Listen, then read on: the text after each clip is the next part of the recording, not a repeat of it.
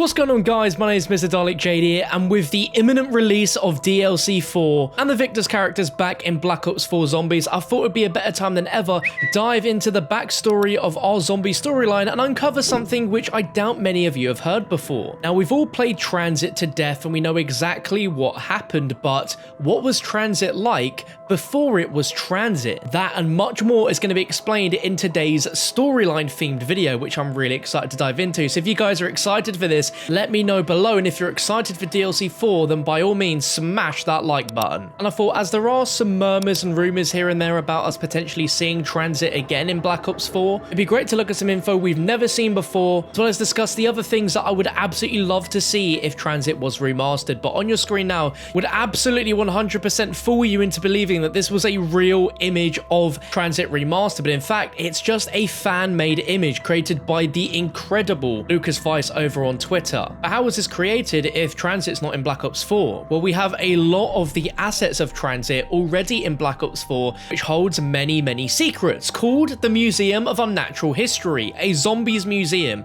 where we can learn a lot about our beloved zombies maps, including TranZit and the backstory of the Hanford site, which is the area of Green Run that we play in. As we know it, there are fissures in the ground with lava spewing everywhere and total destruction. What was TranZit like before it became TranZit? Well, if we jump onto the multiplayer map, we can actually learn some never before heard history of TranZit, right from the Bus from Beyond exhibit. So let's take a listen. The sleepy town of Hanford, Washington State, where normal people go about their mundane lives in peace, where nothing of note ever happens. If only it had stayed that way. One fateful night, the entire population of the town and its surrounds vanished without so much as a trace. Visitors arriving in Hanford the next day were greeted by lava oozing from ragged fissures in the ground and an eldritch clinking fog rank with the smell of death. The miasma hung heavy over the deserted town a full week before vanishing as mysteriously as it had arrived. Even carrion birds kept their distance from its creeping, dank, and acrid tendrils. No records exist of Hanford, erased from the history books. Only these artifacts remain to tell the tale of the fate of its inhabitants. Where did they go? Where are their mortal remains? Was this a botched military experiment? An alien abduction? An incursion of an antediluvian dimension into our own? Or did demons rise from the Stygian depths to execute the default clause of some infernal contract? Until such time as the sealed records are declassified, we'll continue to gather relics of this modern Marie Celeste and search for the truth ourselves. Now, at first, it sounds like a really creepy announcer just speaking a load of mumble jumble, but there's actually a lot to dive in here. It is never explained in Black Ops 2 Zombies or therefore onwards what was happening in TranZit before it became TranZit, but we know that it is the sleepy town of Hanford in Washington State. We have an image from the calling cards in Black Ops 4 which show what it looked like before it became TranZit, where the bus depot was an actual fully functional bus depot, where there was tons of color and greenery with multiple automated buses. The history of the Hanford site is that it's a mostly decommissioned nuclear production complex on the Columbia River in the US state of Washington, operated by the United States federal government. It was established in 1943 as part of the Manhattan Project in the town of Hanford, and the site was home to the B reactor, the first full-scale plutonium production reactor in the world. Now, interestingly enough, during the Cold War, the project was expanded to include 9 9 nuclear reactors and 5 large plutonium processing complexes, which produce plutonium for most of the 60,000 weapons in the US nuclear arsenal. Nuclear technology developed rapidly during this time period, and Hanford scientists noticed many technological achievements being notable. Many of the early procedures and waste disposal practices were inadequate, and government documents have since confirmed that Hanford's operations released significant amounts of radioactive materials into the air and the Columbia River, which actually threatened the health of residents and the ecosystems nearby. And this is why the map name Green Run is given, because it's a reference to an experiment that the US government held near Hanford that caused the release of high amounts of radiation in December 1949. This radio specifically mentions that literally overnight, the normal people that went about their mundane lives suddenly disappeared without so much as a trace. Now, we'd think in the storyline and canonically, by launching the rockets from the moon straight to the earth, trying to stop Richthofen, is what caused TranZit, and for the most part, that is correct.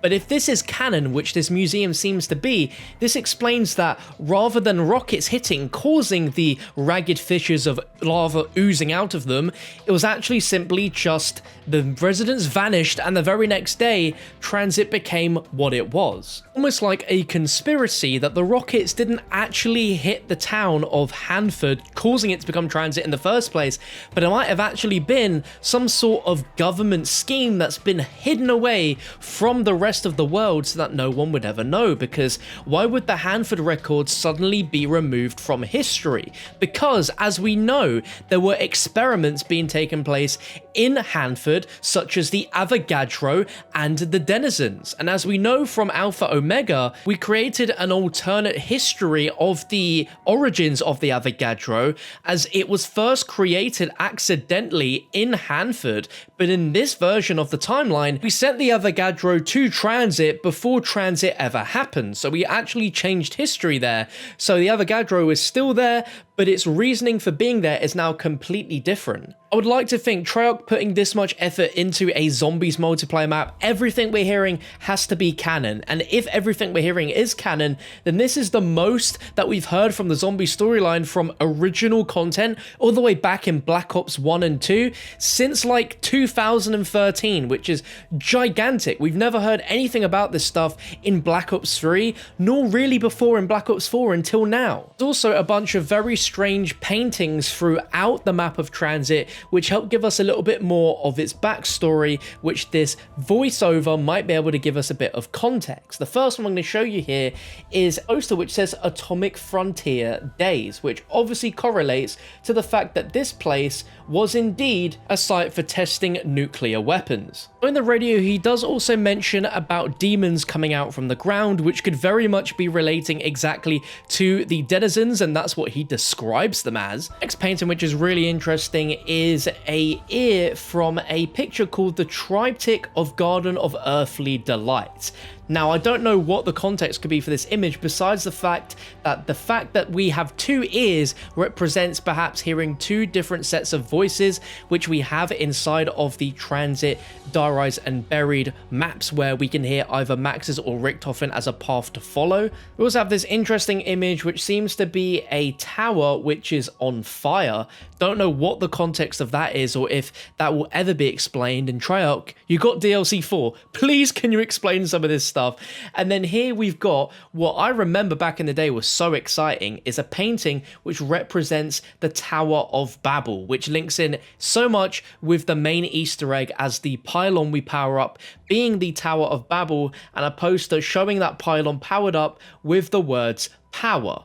And if you've been paying any attention recently to the scribblings on the walls in Classified, we do see that in order for us to enter the way through, to enter Agartha and the Ether, it does mention that we need to have the Elemental Shard, the Golden Rod, and what looks like a staircase, but actually the more you look at it, the more it does actually resemble the pylons from our Victus maps, where we'll need those powered in order to find the way through, which is the exact same wording that Purnell uses when he's trying to ascend from himself into the Avogadro and into Agartha. Let me know what you thought of this video know down below in the comment section. If you've yet to try out this multiplayer map, Remnant, as part of the latest operation, which is ending in a few weeks' time for Black Ops 4, this is an amazing map as it has so much cool zombie stuff. There's an area based on the moon where you get to see the MPD. There's also a section called Wicked Waters, which is based on Voyage of Despair, where you can find a replica Titanic, as well as story for, of course, the moon, Voyage of Despair, TranZit, Verrückt. You even learn about the space monkeys on Ascension and how those came to be as well. So much cool stuff explored, so if you haven't checked this map out, definitely go ahead and do so. But imagine seeing or playing TranZit even for just a few moments before it turned into the TranZit that we know. That would be absolutely insane to explore that really secretive part of the zombies' history and see it before it became the monstrosity that it now is. And I really hope that we do see TranZit in Black Ops 4 somehow, because we have the bus, we have the bus driver, we even have the driver in Alpha Omega, and now we have all the voice actors back for Victus. If we can't play as them in DLC 4, then I cannot imagine us not being able to play as them somehow in the next Black Ops game. But let me know your thoughts on Victus and their involvement in DLC 4 and how that would work down below in the comment section. But if you learned something new today, let me know in the comment section and drop this video a thumbs up. And if you guys have any other looming questions about the zombie storyline that you might want me to cover in future videos, let me know as well. But be sure to subscribe for the latest and greatest zombies and Call of Duty videos, but we'll catch you for another one very, very soon.